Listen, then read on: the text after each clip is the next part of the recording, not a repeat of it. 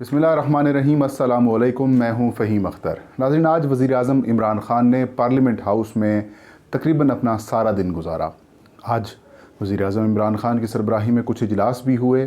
पार्लिमानी committee का इजलास भी हुआ और उस इजलास में वज़ीर आज़म इमरान ख़ान ने DGISI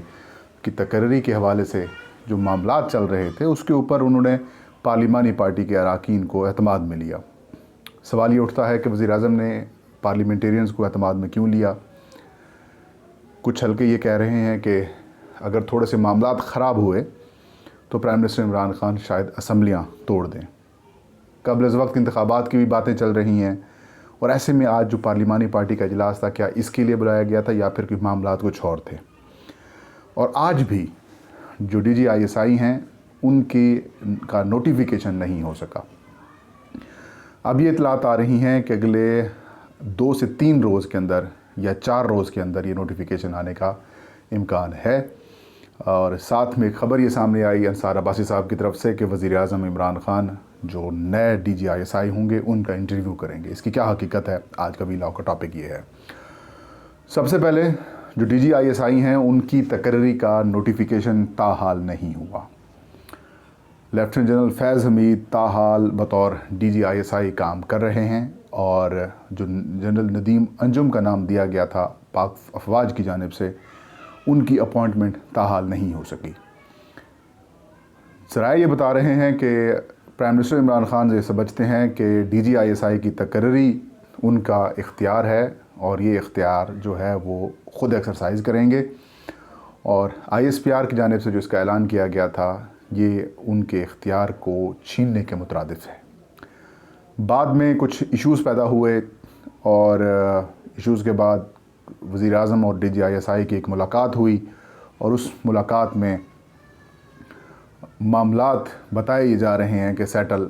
हो चुके हैं और यही वजह है कि वज़ीर आज़म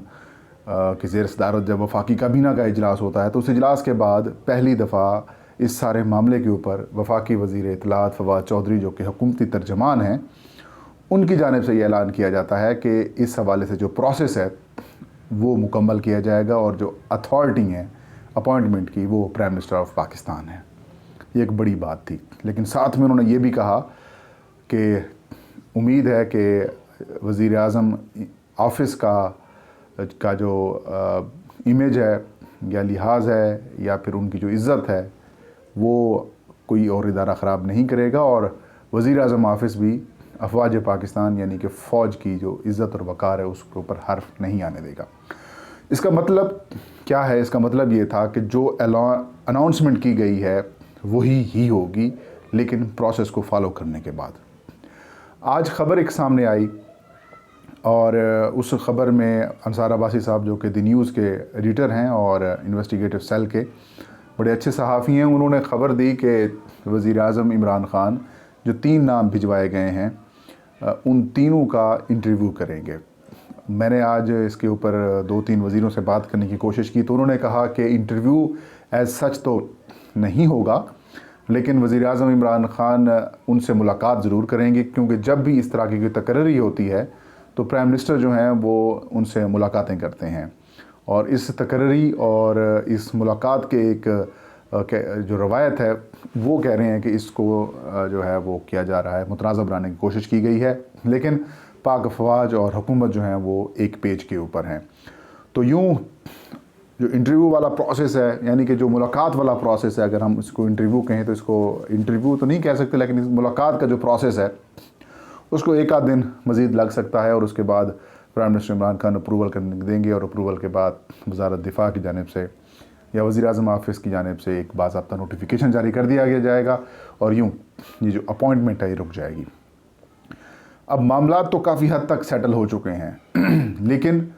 अभी तक जो नोटिफिकेशन नहीं हुआ तो इसकी वजह से अब हम चल रहा है। ज़ाहिर है प्रोसेस एक मुकम्मल किया जाएगा और प्रोसेस को कंप्लीट होने में कुछ वक्त लग सकता है और यही वजह है कि वक्त सर्फ होने की वजह से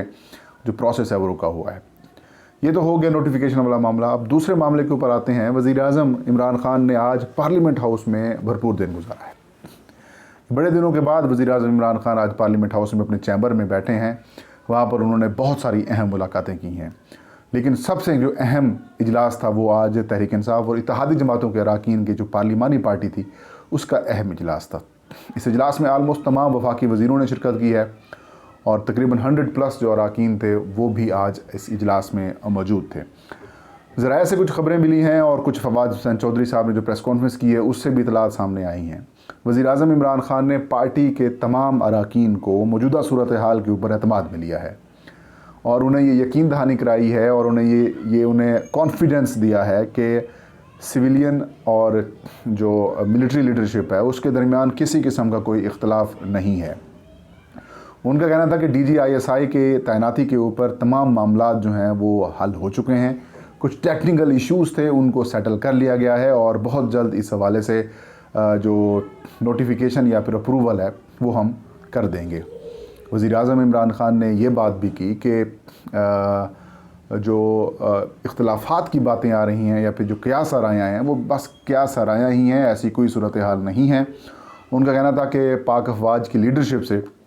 جتنے اچھے تعلقات ان کے ہیں اتنے اچھے تعلقات شاید ہی کسی اور لیڈر کے ہوں، لہٰذا پریشانی والی اور فکر والی کوئی بات نہیں ہے، یہ معاملات جو ہیں وہ حل ہو جائیں گے اور آپ قانون سازی میں بھرپور حصہ لیں اور آئندہ انتخابات کے حوالے سے جو ایشوز ہیں، تیاریاں ہوں، فنڈز کے معاملات ہوں، وہ جو ہیں وہ سیٹل کیے جائیں گے۔ اراکین کی جانب سے اپنے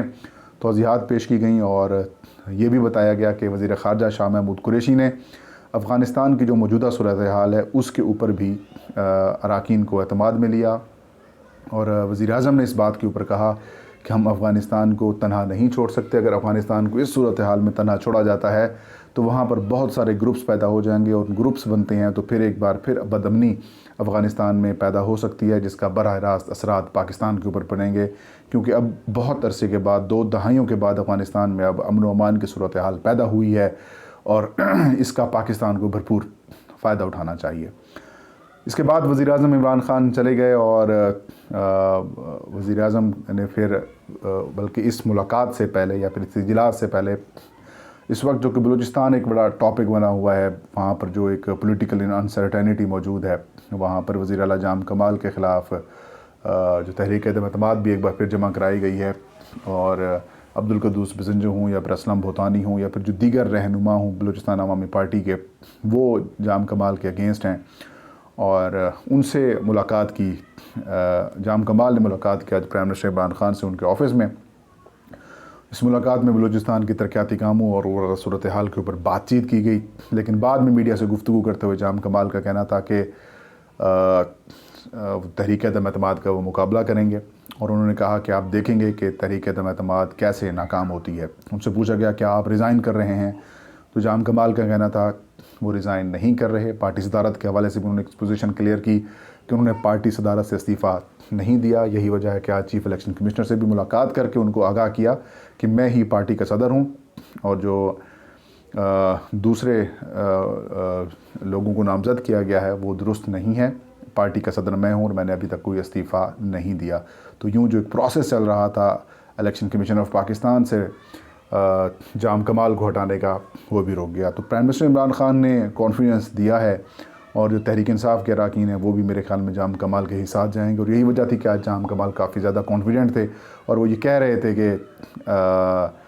یہ نہ صرف ناکام ہوگی تحریک اعتماد بلکہ آپ لوگ دیکھیں گے۔ ان کا کہنا تھا کہ اتحادی اور جو ناراض اراکین ہیں ان میں سے کئی لوگ ہمارے ساتھ رابطے میں بھی ہیں۔ بہرحال یہ دیکھتے ہیں اگلے 2 سے 4 دن کے اندر اجلاس بھی طلب کر لیا جائے گا